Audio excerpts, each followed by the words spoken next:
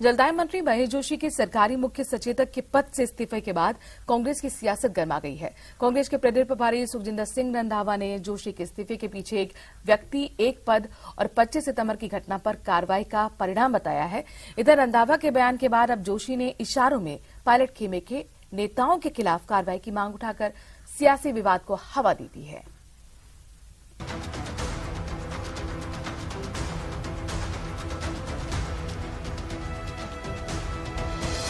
सितंबर वाली सियासत पर फिर सवाल, महेश जोशी का इस्तीफा क्यों स्वीकार, पार्टी की नीति या बगावत पर कार्रवाई, जोशी के इस्तीफे पर सियासत गरमाई। ये रिपोर्ट खोली जाएगी क्योंकि मेरे से पहले का केस है, तो हाईकमांड के पास पहले की बात है, बात करेंगे सितंबर और जो पहली बातें हैं।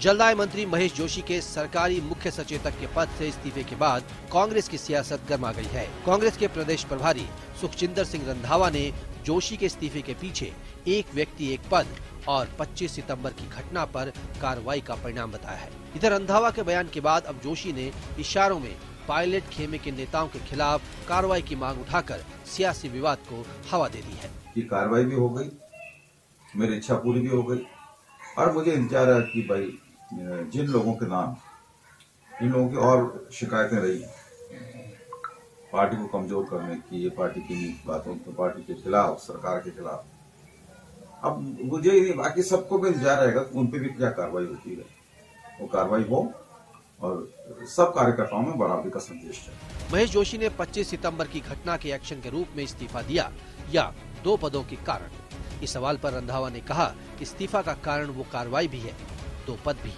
इस मामले में आगे भी कार्रवाई होगी। हालांकि उन्होंने ये भी कहा कि मामला मेरी नियुक्ति से पहले का है, ऐसे में आला कमान जो मुझे निर्देश देगा मैं वही कार्रवाई करूंगा। देखिए, वो हाईकमांड ने करनी है। मेरे पास अगर हाईकमांड से मेरे से पहले का केस है, जो कार्रवाई का है, सभी जो कार्रवाई है, जो जिन जिन की शिकायतें हैं, वो हाईकमांड के पास है। जब आ जाएगी मैं कार्रवाई करूँगा। अपनी तरफ से रिपोर्ट मेरी रिपोर्ट खोली जाएगी क्योंकि मेरे से पहले का केस है, तो हाईकमांड के पास पहले की बात है, बात करेंगे सितंबर और जो पहली बातें हैं।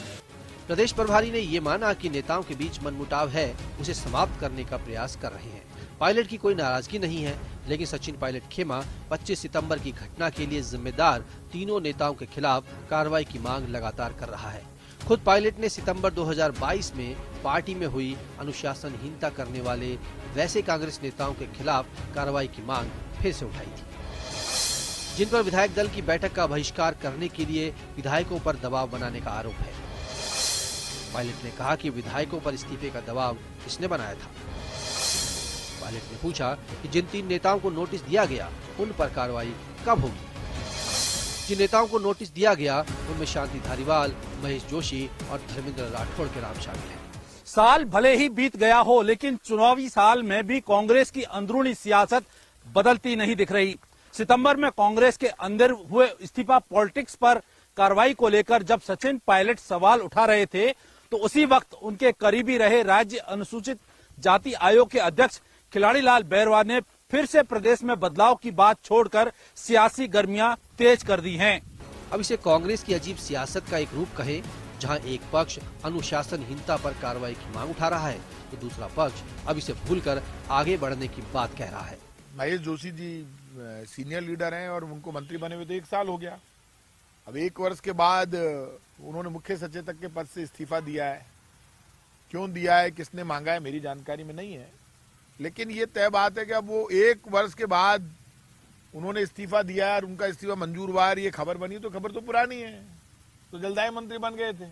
1 साल पहले वो इस्तीफा दे देते तो भी वही बात थी। प्रदेश प्रभारी रंधावा ने महेश जोशी के इस्तीफे को 25 सितंबर की घटना के कारण कार्रवाई का भाग बताकर सियासी चर्चा छेड़ दी है।